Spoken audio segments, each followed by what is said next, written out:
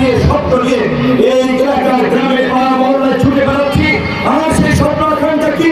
Television খুললে television চ্যানেলে দেখবেন আমাদের একটা বক্তব্য আছে, পত্র পত্রিকায় আমাদের নিউজ আছে, জাতীয় রাজনৈতিক পর্যায়ে বিভিন্ন দলের একটা দলের প্রধান হিসেবে বিভিন্ন দলের শীর্ষ নেতাদের সাথে আমাদের সংযোগ, আমাদের ওঠা বসা।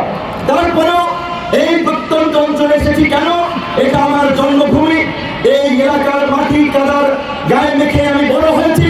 আমার গায়ের থেকে এখনো এই মাটি কাদার গন্ধ পাওয়া যায়। এলাকার মানুষের জন্য কিছু করা এটা আমার ইমানি দায়িত্ব, নৈতিক দায়িত্ব। সেই দায়িত্ব পালন করার জন্যই আমরা এখানে এসেছি। কিন্তু আপনাদের যদি সারা সমর্থন না পাই তাহলে আমাদের কিন্তু হতাশা নিয়ে ফিরে যেতে হবে।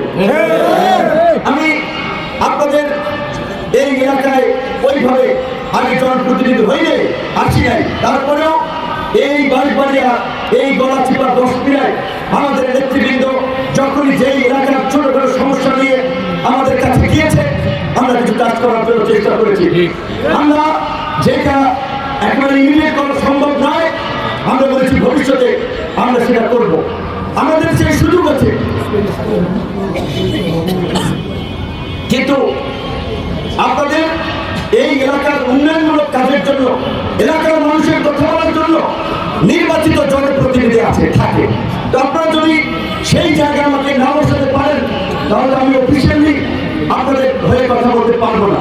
হয়তো আমার যে জাতীয় পর্যায়ের অবস্থান, আমার যে পরিস্থিতি আপনারা দেখেছেন, ঢাকায় এখানে শিক্ষকরা আছেন, প্রাথমিক বিদ্যালয়ের শিক্ষকরা আন্দোলন করেছে, আমাদের কাছে এসেছে, আপনাকে আমাদের দাবির পক্ষে কথা বলেন, আমরা বলেছি।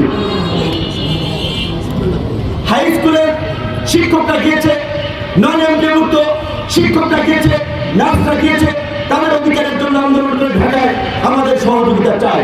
তো আমাদের এই সহযোগিতা আমরা যদি আনুষ্ঠানিকভাবে জনপ্রতিনিধি হতে পারি বা এই গলাচিপা 10 মিনিট কথা গোটা বাংলাদেশের মানুষের জন্য আমরা ভয়েস রেজ করতে পারবো, আমরা কথা বলতে পারবো, তার জন্য আপনাদেরকে জোটবদ্ধভাবে ঐক্যবদ্ধভাবে আগামী নির্বাচনে গণ অধিকার